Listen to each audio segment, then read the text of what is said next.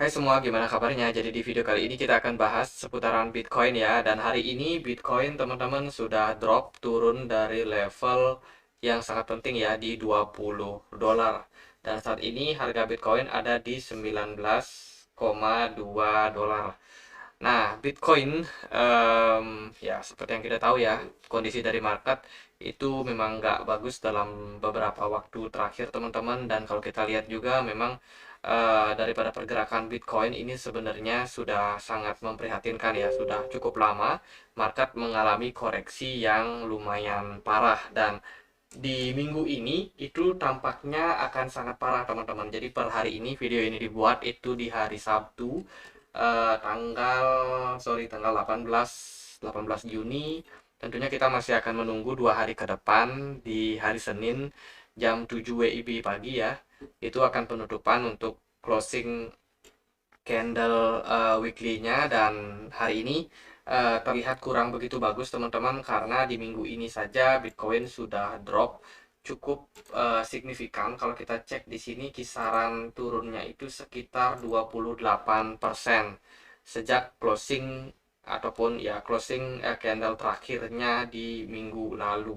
Jadi udah turun cukup parah padahal cuma dalam waktu 1 minggu aja teman-teman. Nah, gimana kondisi untuk Bitcoin? Ini adalah chartnya di time frame weekly ya. Di sini aku pakai Bitcoin Index. Jadi kalau kita lihat ada beberapa memang yang menjadi concern untuk Bitcoin. Bagaimana Bitcoin ini sering sekali mantul ketika dia itu sudah berhasil menyentuh ataupun turun sedikit dari EMA 200-nya. Jadi di sini kita pakai EMA 200 garis yang warna biru ini. Jadi teman-teman bisa lihat bagaimana di periode di 15 ya, di tahun 2015 itu juga sempat ya Bitcoin itu drop dari EMA 99, kemudian dia berhasil untuk bangkit lagi teman-teman. Kalau dilihat di sini prosesnya itu sangat cepat. Dia hanya bikin wick atau shadow saja, kemudian berhasil pullback lagi, recover lagi, dan bergerak di atas EMA 200. Kemudian juga waktu di Agustus 2015 ini juga sempat bikin wick juga atau bikin shadow. Kemudian pullback lagi teman-teman, dan yang kemarin itu ada di 2018. Ini sempat drop ya cukup signifikan. Dan di sorry, ini aku hilangin. Nah, ini di 2020 juga drop. Nah, kalau sekarang itu teman-teman cukup keras dropnya, dan kita sepertinya mesti harus menunggu juga seperti apa closing weekly-nya. Apakah di harga sekarang tetap bertahan atau nanti ternyata Bitcoin membuat kejutan dengan membuat wick seperti ini. Nah, itu kan kita nggak tahu ya. Nah, kalau kita lihat dari beberapa indikator, di sini aku pakai volume perdagangan. Teman-teman juga bisa bandingkan ya bagaimana volume perdagangan yang ada di tahun 2018 itu cenderung lebih tinggi, lebih banyak ya daripada volume perdagangan saat ini. Jadi sebenarnya hal yang cukup wajar, karena memang semakin naiknya harga dari Bitcoin, tentunya volume perdagangan untuk menaikkan harganya cenderung lebih banyak yang dibutuhkan. Nah, karena kondisi market yang juga lagi nggak begitu bagus teman-teman, ini tentunya juga bisa berdampak sama kondisi dari market Bitcoin ya. Kalau kita lihat beberapa hari lalu ada berita buruk lagi, yaitu sinyal resesi nih. Amerika makin kuat, jadi diprediksi ini akan terjadi di tahun depan. Jadi kalau tahun depan itu adalah 2023, maka kemungkinan kalau kita lihat dari beberapa periode yang sebelum-sebelumnya terjadi 2023, itu bisa jadi adalah dip daripada Bitcoin, atau ya daerah terendahnya yang mungkin dikunjungi oleh Bitcoin untuk kedepannya teman-teman. Kalau kita lihat dari beberapa riwayat ataupun histori yang terjadi pada Bitcoin, Bitcoin ini halving setiap 4 tahun. Jadi terakhir halving itu di April 2020. Bagaimana di 2019 Bitcoin itu mencapai dip ya. Di sini dip 2019 ya, betul. Kemudian di sini halving 2016, dipnya lagi-lagi di 15. Jadi setahun sebelumnya. Ya, itulah kurang lebih untuk data historisnya. Lalu, bila mana memang prediksi yang ditunjukkan atau yang diceritakan oleh katadata.com ini merupakan benar bahwa 2023 merupakan dip daripada Bitcoin, lalu apakah di tahun 2024 kita akan mengalami rally, teman-teman? Jadi kalau kita lihat dari historinya saja, ini sudah agak meyakinkan ya. Dan untuk beberapa masalah yang terjadi pada dunia sekarang kan adanya seperti ancaman resesi ya, karena memang di Amerika sana itu tingkat inflasinya sudah terlampau tinggi. Jadi kemarin juga sudah dilakukan tapering, dan seperti kata beberapa media berita itu dikatakan bahwa 2024 kemungkinan akan menjadi fase di mana ekonomi Amerika itu sudah dalam fase membaik, atau bisa dibilang sudah recover. Dan bila itu terjadi, maka akan membutuhkan sekitar 2 tahun ke depan untuk Amerika memperbaiki kondisi ekonominya. Nah, bila mana memang kondisi-kondisi terburuk itu ada di tahun 2023, ya tentunya kita hanya bisa menunggu nih sampai di level mana Bitcoin mengalami dip. Again, kita juga perlu untuk menunggu bagaimana closing candle-nya ya, karena di perdagangan sekarang sepertinya closing candle-nya bakalan tetap merah nih. Karena kita punya besok hari Minggu, kemudian hari Senin ya sekitar lebih dari 24 jam untuk kita menunggu closing candle-nya, dan tentu saja masih bisa terjadi banyak hal. Tapi kalau kita lihat juga dengan kondisi market yang seperti sekarang ini, bagaimana naiknya aja susah, teman-teman. Selain itu juga ada weekend ya, besok hari Minggu, jadi kemungkinan banyak orang yang libur. Ya, udah masuk musim panas juga di Amerika sana, jadi kemungkinan memang banyak orang yang akan berkunjung ke daerah-daerah tropis. Seperti Bali biasanya rame kalau musim panas. Mungkin daerah-daerah seperti Hawaii atau Maldives itu juga bisa biasanya menjadi tempat kunjungan orang-orang bule, orang Amerika. Jadi ini adalah musim liburan ya, summer. Jadi ya kemungkinan kalau kebanyakan trader liburan dalam kondisi seperti ini, mungkin akan lebih sulit juga untuk market recover dalam jangka waktu dekat, teman-teman. Cuman itu nggak untuk kemungkinan, tentunya kita perlu untuk melihat seperti apa ke depannya respon daripada pasar, karena melihat market Bitcoin ini sudah tergolong murah nih. Nah, kalau menurut aku pribadi ya, dengan kondisi seperti sekarang ini, sepertinya sih market akan masih dalam tren penurunan, teman-teman. Jadi dalam beberapa hari kemarin itu kita sempat bahas juga tentang potensi terjadi hammer pada Bitcoin ya. Cuman akhirnya di keesokan harinya closing candle-nya adalah merah cukup panjang, long stick candle. Kemudian besoknya itu ya mirip doji, cuman akhirnya kena bantingan lagi, teman-teman, dan sekarang ada satu long stick candle yang sedang di maintain. Apakah ini akan menjadi long stick candle berikutnya yang tentunya akan membuat market justru makin terjerumus mengalami koreksi. Selain itu, yang teman-teman harus perhatikan adalah RSI daripada Bitcoin itu sudah mencapai level jenuh jual. Jadi ini merupakan ya kondisi yang bisa dibilang harusnya sih market itu bisa dibawa naik dulu, teman-teman. Cuman kenyataannya dalam beberapa hari terakhir, 1-2 hari, itu malah menunjukkan candle merah lagi, teman-teman. Artinya adalah sulitnya market untuk mendapatkan kesempatan untuk recover, meskipun itu cuma sesaat. Padahal kalau kita lihat dalam beberapa bulan ke depan ya, mungkin bulan depan itu The Fed akan lagi mengumumkan tentang kenaikan suku bunga. Jadi masih ada rentang sebulan sebenarnya untuk kita naik dulu nih untuk marketnya. Cuman kondisi sekarang itu masih belum kejadian, teman-teman. Kemudian kalau kita lihat dari pola-pola yang terbentuk ya, ini aku pakai di time frame 1 hari, gimana Bitcoin itu sudah drop dari area channel di sini. Jadi ketika ini Bitcoin itu ketahan di level support kuat di 30.000. Kemudian bisa tektokan ya di sini sampai ke level 68. Ya lumayan tinggi. Kalau kita lihat polanya itu kayak bergerak dalam sebuah channel di sini, cukup rapi. Cuman sesuatu keanehan terjadi ketika di bulan, ini bulan apa ya? Oh, di bulan Maret, teman-teman. Bulan Maret, April, justru dia gagal untuk mencapai level yang lebih tinggi lagi, mungkin bisa sekitaran 70.000 dolar. Dan sebelum level tersebut market sudah drop duluan, teman-teman. Jadi cuma mentok sampai di April atau Maret ini market malah terkoreksi turun. Ini artinya di sini sudah mulai terjadi pelemahan momentum untuk para buyers.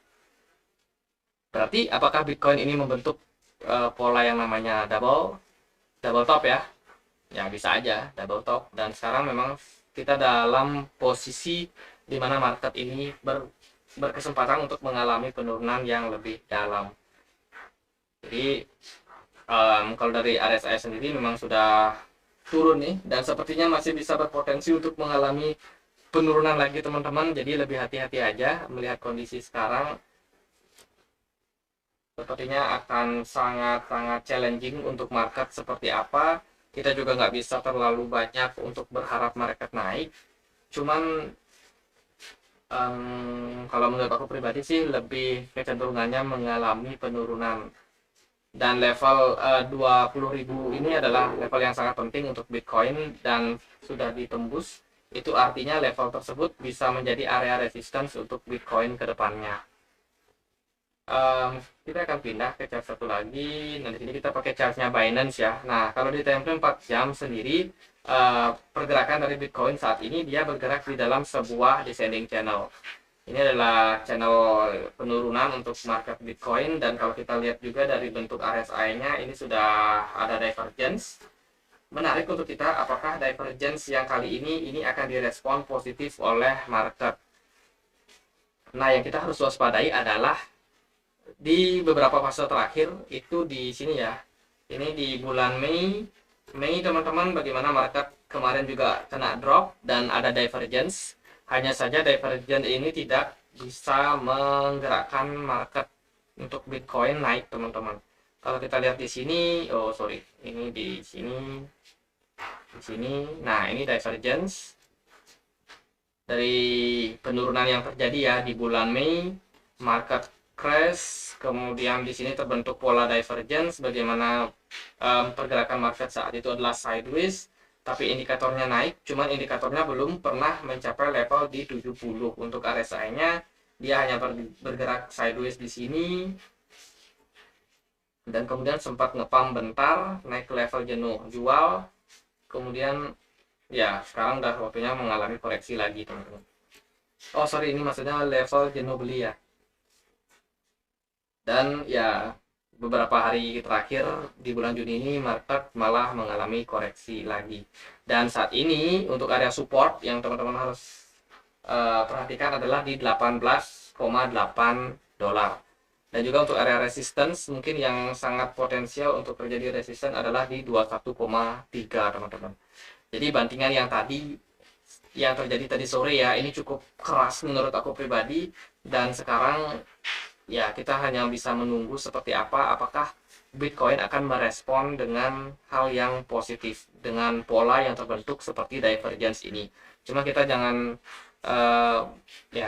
terlalu optimis juga, meskipun ada peluang terjadi divergence. Cuman kalau kita melihat dari histori yang terjadi kemarin, seperti yang aku bilang di bulan Mei ini sangat-sangat berbahaya teman-teman. Jadi divergence tidak direspon dengan baik oleh market. Sepertinya market memang masih ketakutan ya, dan akhirnya market mengalami drop seperti sekarang ini.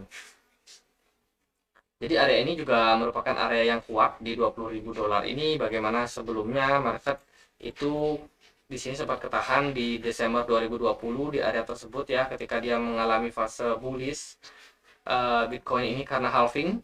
Kemudian di 2021 market gila-gilaan naiknya teman-teman. Dan sekarang ya kita lagi ketahan di level yang sama, dan sepertinya bila mana kita breakout turun lagi mungkin sampai ke level di bawah dari 19.000, maka kita akan menjadikan area support saat ini menjadi resistance yang kuat untuk Bitcoin. Lalu kalau kita hubungkan dengan potensial terjadinya pembalikan ataupun perbaikan ekonomi ya di 2023, ya tentunya kita menunggu dipnya dulu nih di mana, karena memang resesi ini sepertinya akan sangat keras nih pengaruhnya untuk market, terutama market Bitcoin. Karena kalau kita kembali lagi Bitcoin, nah kalau kita kembali lagi kepada historinya Bitcoin, saat ini adalah fase yang bisa dibilang fase resesi ya, dimana banyak negara itu yang kelimpungan dengan kondisi ekonomi yang tidak stabil, inflasi yang terlalu banyak, dan juga sangat sulit untuk dikendalikan. Jadi teman-teman, ini sangat berbeda halnya seperti di tahun 2020 ketika crash ini. Apa sih yang ada di sini? Maret 2020 itu pandemi baru masuk Indonesia. Cuman kan market kripto itu adalah market yang internasional ya, tentunya nggak akan berpengaruh dengan sama efek yang terjadi domestik di dalam negeri. Cuman ini memang kita sudah masuk di fase pandemi ketika 2019 itu di Cina, dan respon market sepertinya adalah penurunan dulu, tapi akhirnya kembali rally lagi, luar biasa kenaikannya. Dan kalau di tahun 2018-2019 ini juga bukan sebuah resesi yang besar seperti sekarang ini, tapi waktu itu ada krisis juga.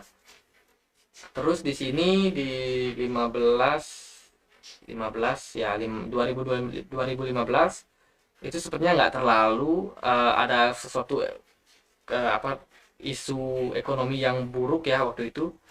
Dan sekarang baru kerasa nih, ada inflasi, ada perang, ya bercampur aduk lah teman-teman tentang kondisi yang terjadi saat ini. Maka ya menurut aku sih agak pesimis juga kalau melihat market itu bisa recover dalam jangka waktu dekat. Sepertinya memang kita kemungkinan masih dalam fase penurunan nih. Entah itu apakah dibawa naik dulu, apakah langsung ya lanjut aja mengalami koreksi teman-teman. Itu yang kita harus cari tahu ke depannya seperti apa. Jadi so far ini adalah kondisi yang terjadi pada market, dan kita sih ekspektasinya kalau kita lewat jalur biasa tentunya kita akan menunggu terjadinya reversal yang terjadi pada market. Dan saat ini memang sudah berada di area support, meskipun potensinya sepertinya agak kecil kalau kita melirik sama kondisi yang terjadi sekarang. Aku lebih prefer mungkin market bisa aja mengalami penurunan lanjutan teman-teman. Terus kalau dari BTC Dominance ini agak menguat 0,4 sekian. Cuman dalam kondisi sekarang BTC Dominance itu sudah mengalami penurunan ya. Kemarin ada di level 1800-an dan sekarang ada di 1500-an. Udah cukup jauh turunnya. Dan bila mana BTC Dominance akan mengalami koreksi lebih lanjut, tentunya akan membuat Bitcoin bisa aja terpressure lagi kalau memang dari market sendiri itu mengalami koreksi. Oh ya, satu lagi kita mungkin bisa cari indeks dolar.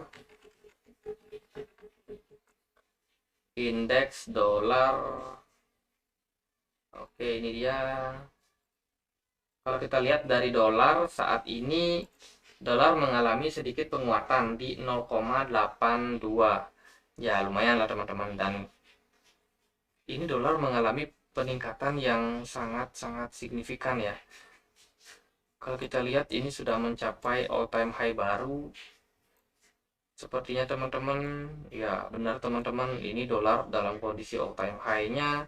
Dan fase seperti ini juga kita harus lebih jeli melihat potensi adanya divergence di sini.